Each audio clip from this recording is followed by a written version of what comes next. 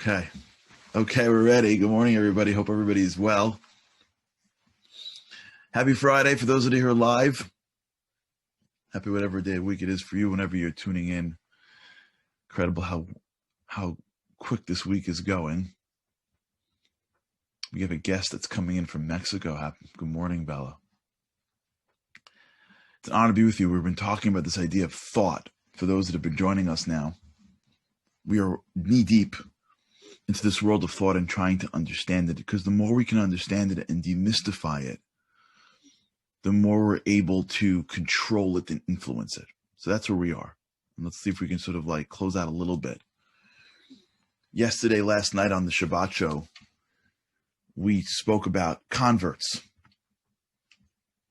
And what was so telling to me from the show last night, and it really applies to everybody who upgrades their beliefs. It's not just converting from one religion to the next. It could be people that take on more responsibility or take on greater learning. You see this all the time with people. People that are Bali Tshuva, people that are growing in their own spirituality. What you see many times. Again, we're back. For those who did see the show or didn't see the show, to me, the show of, and I'm going to say it's going to sound crazy, but just let me get there. So, don't clip this. Like, you got to get me to you got to get me to the end of the sentence over here. Because what I'm about to say right now is not going to make sense until I explain it. But we did a show on recovery from addiction. And we did a show on converts, and they felt very similar to me.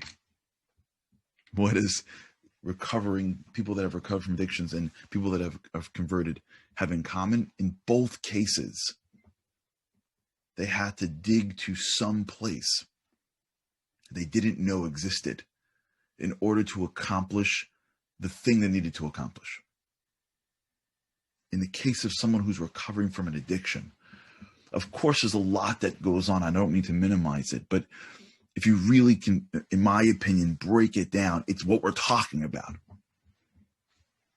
It's thought.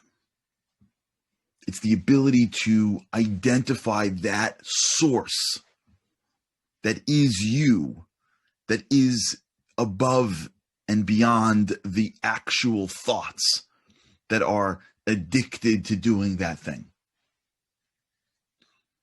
In the case from last night and the people that we were talking about, I was talking to people that had deep connections to their religions, deep connections to their lives, deep connections to their histories, and they felt something, they saw something, they believed something.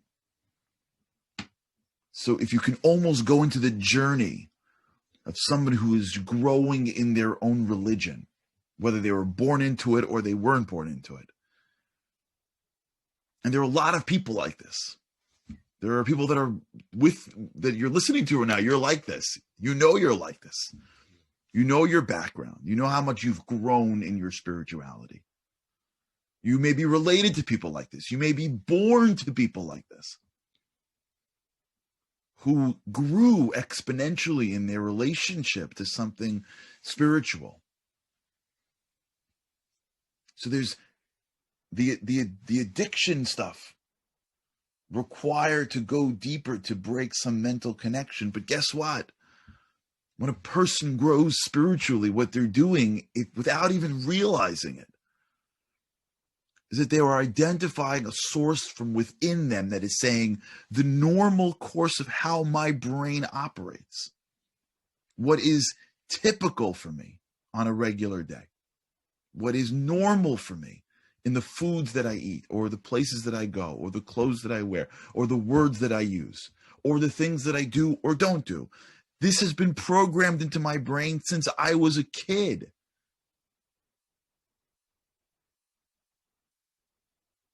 This idea of what my computer spits out,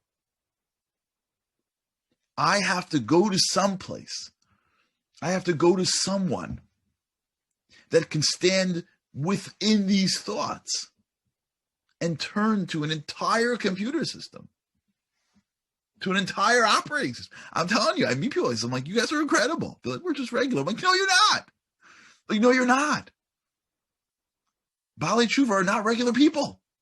Converts are not regular people. People that grow in whatever religion you're here, in whatever denomination you're listening to. I'm not speaking about anything in particular. The concept that somebody could look at their lives with the whole computer system of their lives, and because they see something or experience something, they go to someone that's within them, to something that's within them, and then look at those thoughts and start resisting them. And sometimes they go through so much. They go through challenges in family. They go through challenges in career. They go through challenges internally. And along the way, without them recognizing it, or maybe they do recognize it, what emerges is this source that was always there but never fed. This identity, this entity that has the power to stare at a computer called a brain and say, nah, I don't think so. The brain's going, no. Just, what are you talking about? You don't think so? Like, was it programmed? Like, it's programmed. You do this. And this person goes, nah, I don't think I'm doing it today. And the brain's like, what are you talking about? Like, we've been doing this for like 20 years. Like, this is what we do. The person's like, yeah, I'm going to change that. They're like, no, you're not. You know how hard this is? You trust me. You really want to go up against me? You ain't changing this. And that person just keeps on moving, fails and starts and fails and starts and fails and starts. Okay. A righteous man gets up 7 times. King Solomon said that. Okay, you fail. But this person strives and pushes and changes their lives and changes their family. I met a woman yesterday on this show. Her name was Shannon. It was unbelievable. You got to check it out. You got to check out the show. Hopefully we'll put up her whole interview. She was a missionary trying to get Jews to become Christians. And she just had a hard time with certain types of Jews who knew their stuff. So she started to delve into it. And as she uncovered different things, her belief system started to crumble. And she mentioned how she's sitting in her house and her whole world collapsed. Like everything just like crumbled around her. Single, 2 little kids in an apartment, and everything she knew was destroyed.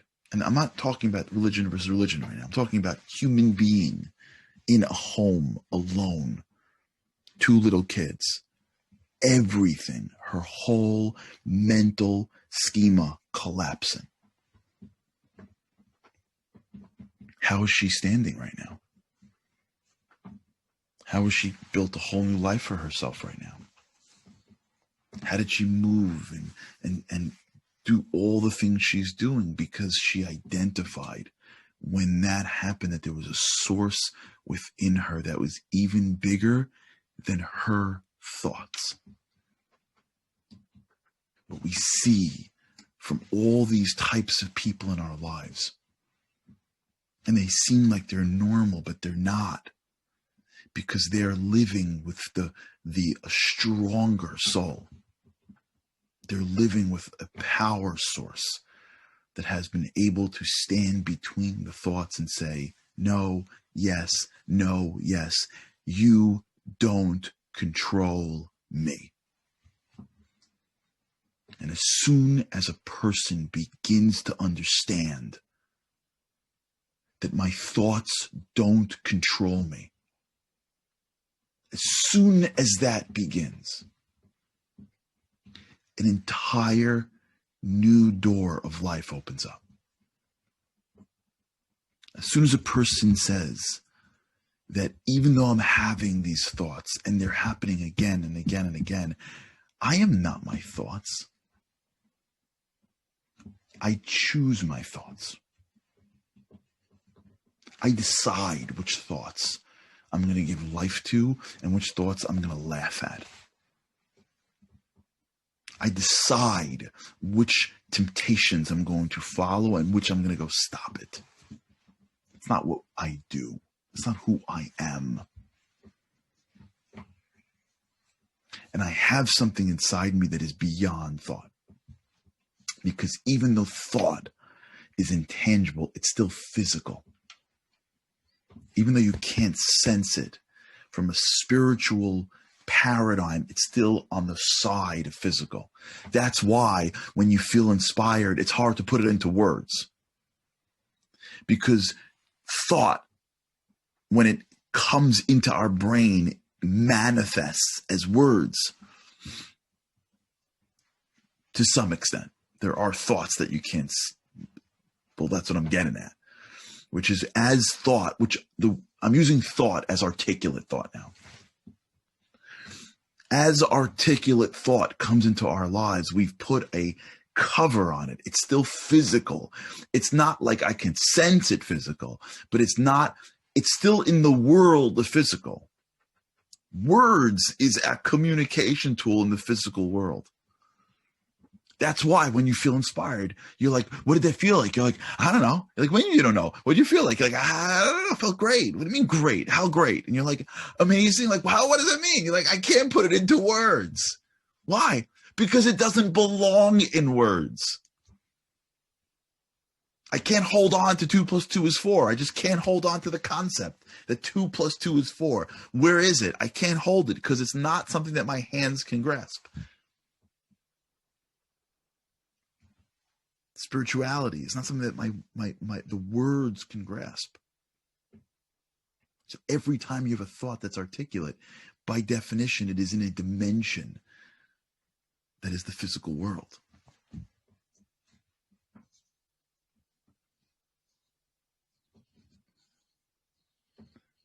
Michael just posted, for those of you who are live, Daily Boost episode 24. I just want to tell you how awesome that is. We're at episode like 230 something, and he was able to pull up episode 24. You just made it all worth it, Michael. That's awesome. But this concept that we have this entity inside us that is beyond even thought. For sure, it's beyond action. I hope we're not even like talking that anymore. I don't have to eat if I don't want to eat. Like, we know that, right? I don't have to do things. Right? Actions are like for sure. And even beyond speech, I don't have to say that thing just because it comes into my brain. I don't need to say it, right? There's a filter. But as you get used to thinking, as you get used to experiencing, the muscle of being able to look at thought and say, that's not really me. That thought's not mine. I don't know where that one came from, honestly. It could be some old neuroplasticity back there. It could have been something that I saw that I didn't need to see. It could be something that, or it could be something that I've been doing for 20 years, but I made a decision and I'm not doing it anymore. So it's not me. Because my brain takes a long time to change. But my soul could change in a moment. My soul can change on one real decision. That's why we have a day called Yom Kippur. Because you can stand on Yom Kippur, and any other day that week, by the way, but specifically Yom Kippur. You can stand on Yom Kippur and make a decision and change not the essence of your soul, but basically the properties or the cleanliness of your soul. You could. It's amazing. There's a famous case in the Talmud that speaks about this. There's a case in the Talmud that speaks about a man that gets married to his wife. And she says, I'll marry you on the condition that you're righteous. Are they married? Is he or isn't he righteous? She says, I'll marry you. No problem. On the condition that I'm not marrying some bum. I want you to be a righteous dude. They get married. The rabbis ask, well, is she married? You can see into his heart. And the answer is they're married. You know why they're married for? because the rabbis assumed that at some point during this process, if he's marrying a woman who wants to marry a righteous man, he had a thought of repentance, a hirhur, a desire to be better. And in that desire to be better, he became the person he wanted to be. That spiritual desire to be righteous, at that moment he was. So at that moment, the wedding was the marriage was consummated. Your soul can change in an instant. You sit down for a minute and make a real decision. You're changing your soul. You're cleaning your soul. So even though your brain may take a decade to catch up, it's not who you are. You could be doing something for 20 years. But when you decide you're not doing it anymore, who you are changes. And that's just old neuroplasticity now. That's just old brainwaves. Just a computer program. You've upgraded. But you got some files in the system that needs to be focused on. Normal. But as a person decides, and this is so critical. That means me and you right now can look at our lives and make a decision. What kind of person I want to be? What kind of parent, spouse, friend do I want to be? What kind of Jew or whatever religion you are do I want to be? But you can make a decision right now. If it's sincere, and you're in some ways that, it may take time to manifest and feel normal. Okay?